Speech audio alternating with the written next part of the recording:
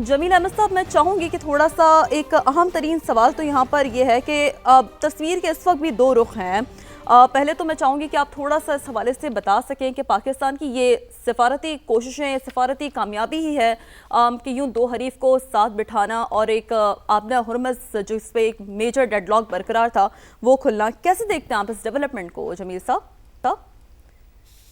इसको दो हिस्सों में कर लेते हैं ना। जी जी। पहला हिस्सा तो ये है कि वो ग्रुप्स, वो ममालिक जो 47 सालों से एक दूसरे के साथ नजरें नहीं मिला सकते थे, और खास तौर पर ईरान की जो 40 दिन की जंग है उसमें ईरान के वो अकाबरीन भी आए थे जिनके अजीज व कारिब को हलाक कर दिया गया था, शहीद कर दिया गया था अमेरिका और इसराइल की बम्बार्डमेंट से। उनकी आंखों में खून था, उसमें काफी हार्ड लाइनर भी थे, इंक्लूडिंग स्पीकर जो कि जनरल रहे हैं, आईआरजी के भी रहे हैं, वो इराक की जंग भी लड़ी है।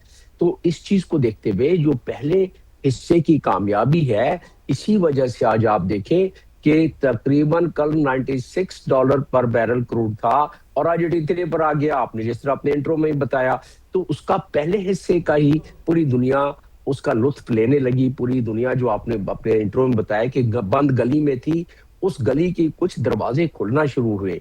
बाकी दरवाजे कब खुलेंगे? तकरीबन तमाम दरवाजे खुल चुके हैं, एक दो दरवाजे रह गए हैं। जिस तरह डोनाल्ड ट्रंप कह रहे हैं, कल शब भी उन्होंने कहा है कि बस एक आध पॉइंट रह गया है, उसको हम करते हैं। और वो जो पॉइंट रह गया है हम डिस्कस करते रहे हैं, वो एनरिचमेंट का था।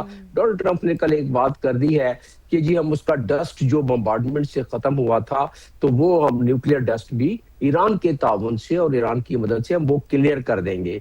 तो इससे थोड़ी सी कंफ्यूजन हो रही थी कि ये न्यूक्लियर डस्ट वो तो नहीं है जो इनरिच्ड मटेरियल है, लेकिन डेफिनेशन ऑफ इनरिच्ड मटेरियल जो 60% है, और न्यूक्लियर डस्ट जो बम्बार्डमेंट में 2000 पाउंड के B2 बम्बर ने जो तबाह किया था, जो धंस गए थे, जो दब गए थे, कुछ डस्ट मिक्स हो गए, तो उसको न्यूक्लियर डस्ट गालिबन कह रहे हैं डोनाल्ड ट्रंप। तो उस पे ईरान, मैं समझता हूं कि उसको कोई एतराज नहीं होना चाहिए। वो मिट्टी में मिल गए हैं ज़रात, और अगर अमेरिका उसको ले जाके उसको तलफ कर सकता है तो वो आगे मुज़ाकरात का मैं नहीं समझता कि बहुत पेचीदा नुक्ता है। लेकिन हाँ, 240 जो पाउंड इनरिच्ड मटेरियल है वो कह दिया है, बाकर कालिबाफ ने भी कह दिया है, बाकी भी कुछ अकाबरीन है कि हम अपने मुल्क से बाहर नहीं जाने देंगे। मेरा अपना मानना यह है कि यही एक फाइन ट्यूनिंग वाली बात है।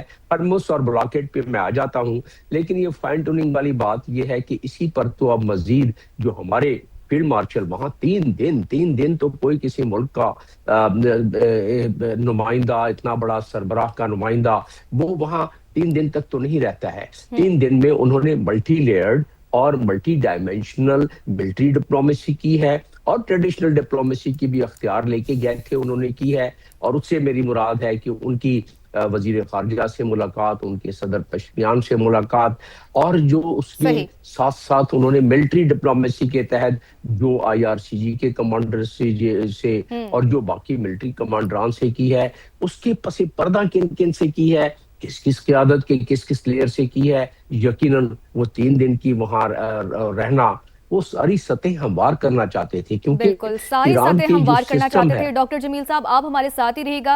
अब्दुल्ला हमीद गुल साहब भी हमें ज्वाइन कर चुके हैं, बहुत शुक्रिया हमें अपना कीमती वक्त देने का। जाहिद साहब, मैं आपकी जानिब आना चाहूंगी। पहले तो आप ये कहिएगा कि इस तमाम तर डेवलपमेंट के ऊपर आपका क्या टेक है। दूसरा ये भी कि मुज़ाकरात का अगला राउंड अब इस्लामाबाद में होने जा रहा है, तो क्या पाकिस्तान इस मुआहिदे के ज़ामिन के तौर पर सामने आ रहा है? और दूसरा ये कि ये दौर पहले राउंड से किस तरह से मुख्तलिफ दिखाई दे रहा है आपको? जी, thank you very much for having me जी। और मेरा जमील साहब को भी और अब्दुल्ला गुल साहब को भी बहुत सलाम। देखिए, बेसिकली तो ये उसी की कंटिन्यूटी है जी, एक प्रोसेस की कंटिन्यूटी है। और एज अ पाकिस्तानी बड़े प्राउडली हम कह सकते हैं कि ये डिप्लोमेटिक प्रोसेस जो है ये क्रिएट ही पाकिस्तान ने की है, तो इसमें कोई शक नहीं होगा। अभी आपने जो सवाल किया कि जी पाकिस्तान इसमें जामिन हो सकते, देखिए हम फैसिलिटेटर और मीडिएटर्स हैं, ये दोनों बड़ी डिफरेंट माइंड सेट्स हैं जी। एक बड़ा ह्यूब्रस बिग पावर, उसकी application with lot of claims, domestic claims. दूसरी तरफ एक बहुत बड़ी आइडियोलॉजिकल पॉलिटिकल कॉम्बिनेशन है।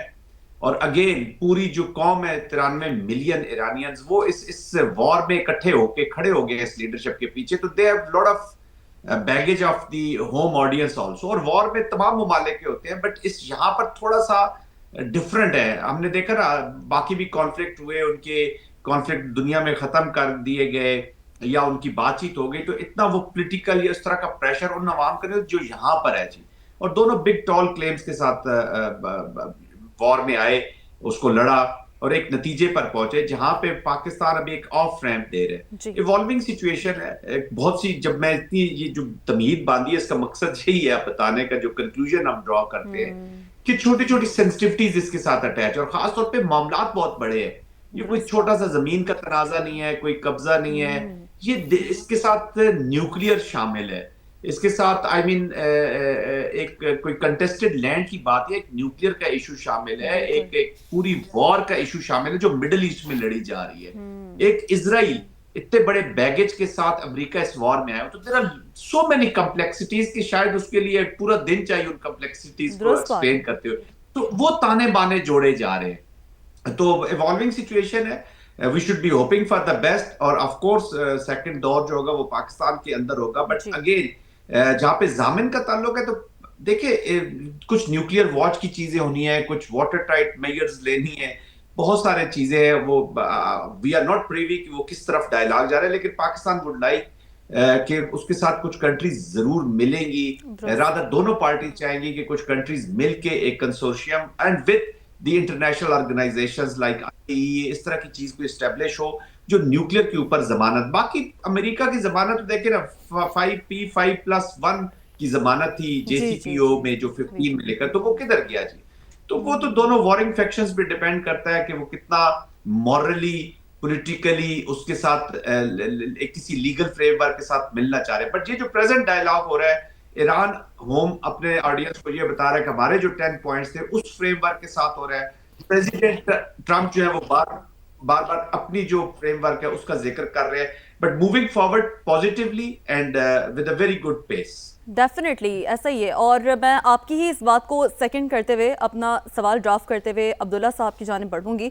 जैसे कि जायद साहब ये बात कर रहे थे ना कि बड़ा अहम है यहाँ पर एक, चूँकि इवॉल्विंग सिचुएशन है, छोटी छोटी सेंसिटिविटी है, क्योंकि इशू इतना वेग है। अब्दुल्ला साहब आप क्या समझते हैं कि एक तरफ तो डोनाल्ड ट्रंप एटमी हथियारों और यूरेनियम की मुंतकली के दावे कर रहे हैं, दूसरी तरफ बाक़ी क़ालिबाफ़ इसे मुस्तरद कर रहे हैं, इस तरह इन दिस सिनेरियो इस तरह के जो बयानात है उसके बावजूद मुज़ाकरात का दूसरा दौर कितना कामयाब आपको नजर आता है अब्दुल्ला साहब? बिस्मिल्लाहिर्रहमानिर्रहीम, बहुत बहुत शुक्रिया।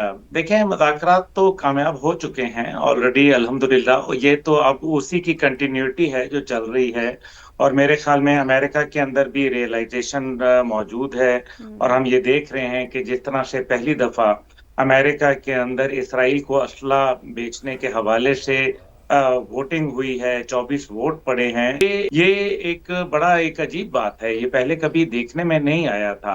ना ही उनके मुल्क के अंदर हंगामे थे कि इसराइल को असला नहीं बेचना। यूनाइटेड नेशन ने भी ये कहा है कि उनको असला नहीं बेचना, गो के इससे अमूमन बहुत सारे लोगों का ये ख्याल है कि इससे फर्क नहीं पड़ता। लेकिन जब स्विट्जरलैंड के अंदर कॉन्फ्रेंस हुई थी डेवोस के अंदर, तो उसमें नेतन्याहू नहीं जा सका था, इसलिए क्योंकि उसको गिरफ्तारी का शक था। इसी तरीके से जब यूनाइटेड नेशन असले के हवाले से पाबंदी आयद करती है, तो कई ममालिक, शायद अमेरिका तो असला देता रहेगा, लेकिन कई ममालिक इसके अंदर अपने आप को दूर कर लेंगे, और यही मेरे ख्याल में एक बहुत बड़ी कामयाबी इटसेल्फ है। जहां तक अभी आपने जैसे बात की थी दोनों शुरका से सवाल कि जी इसकी गारंटीज के हवाले से, तो देखें, जब ओबामा दौर के अंदर जो बातचीत ईरान और अमेरिका के दरमियान हुई थी, तो गारंटर तो खुद अमेरिका था, तो अमेरिका ने तो अपनी गारंटी की परवाह नहीं की, और वो वादे वही जो उन्होंने किए थे वो वफा नहीं किए। लेकिन आई थिंक कि तब दोनों ममालिक ने जंग लड़कर नहीं देखा था, और अब जंग लड़कर उन्होंने देख लिया, बल्कि दोनों ममालिक नहीं, तीनों ममालिक ने जंग लड़के देख लिया, और दो तो एटमी ताकतें थी, लेकिन वो ईरान का कुछ भी कर नहीं सके। और अब ये आलम है कि खुद डोनाल्ड ट्रंप उसको आबनाए हुर्मुज से आबनाए ईरान कह रहे हैं। तो मेरा ख्याल है कि इट इज सेल्फ एक्सप्लेनेटरी कि वो इसको स्ट्रेट ऑफ ईरान क्यों कह रहे हैं। अब बहरहाल क्योंकि ये तो वो कहते थे कि जी आपने हुर्मुज तो हमने खुलवा ली है और हमारे अभी नाकाबंदी हो चुकी है, हमारे शिप्स मौजूद हैं, साथ ही वो थैंक यू ईरान भी कह रहे हैं और वो कह रहे हैं कि उन्होंने मुकम्मल खोल दी है। तो जब कंट्रोल में अमेरिका के थी तो फिर खोली कैसे? बहरहाल ये तो एक अलग बात है, बिल्कुल। तो ये तो अभी मेरे ख्याल में पता चल रहा है। लेकिन पाकिस्तान का किरदार इसके अंदर मेरे ख्याल में देखें, ये 3 रोज के अंदर सिर्फ यही नहीं बल्कि आने वाले दौर की जो एक मंजरनामा है उसके ऊपर गुफ्तगू की गई होगी। और मैं ये बिल्कुल। समझता हूं कि पाकिस्तान के जो मुआशी मामलात हैं वो ईरान के साथ जुड़े हुए हैं, उसकी तामीर है, उसकी तरक्की है, उसकी जो बहुत सारी डेवलपमेंट का वर्क है, उसके अंदर जो पाकिस्तान और ये पूरा जो रीजन है जिसके लिए वजीर आजम साहब भी दौरे के ऊपर हैं, इस पूरे रीजन ने बैठ के कुछ किरदार अदा करना है और एक नई अलाइनमेंट हो रही है। बिल्कुल, सोवियत आने वाले यूनियन के वक्त में इस collapse के पूरे बाद रीजन ने एक अहम किरदार अदा करना है।